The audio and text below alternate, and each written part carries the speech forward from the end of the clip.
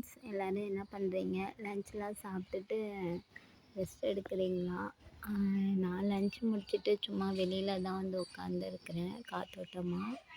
அப்படி இருக்கும்போது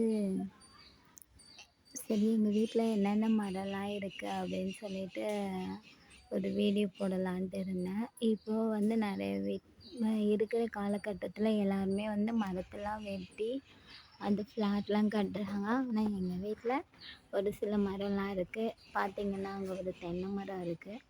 அடுத்தது இது வந்து சாத்துக்குடி மரம். இப்போ காய் எதுவும் காய்க்கல.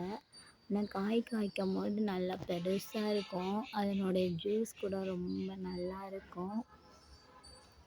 அடுத்தது எங்கள் வீட்டில் இது வந்து வாழை மரம் இருக்குது. அடுத்தது அந்த பக்கம் பார்த்தோம்னா பலாமரம் இருக்குது. பலாமரமும் இப்போ தான் வளர்ந்துக்கிட்டு இருக்குது. இன்னும் எதுவும் காய் காய்க்கல. அடுத்தது அதுக்கப்புறம் போனால் தைல மரம் இருக்குது. அடுத்தது இந்த பெஞ்சன் புயலில் பென்சில் மரம்னு ஒரு மரம் இருந்தது. அது கீழே விழுந்துடுச்சு காற்றடிச்சு. இது போல் உங்கள் வீட்டில் என்ன மரம் இருக்குது? அந்த மரத்தினால என்னென்ன யூஸ் இருக்குதுன்னு கமெண்ட் பண்ணுங்கள் ஃப்ரெண்ட்ஸ். தேங்க்யூ ஃபார் வாட்சிங் மை வீடியோஸ். தேங்க்யூ.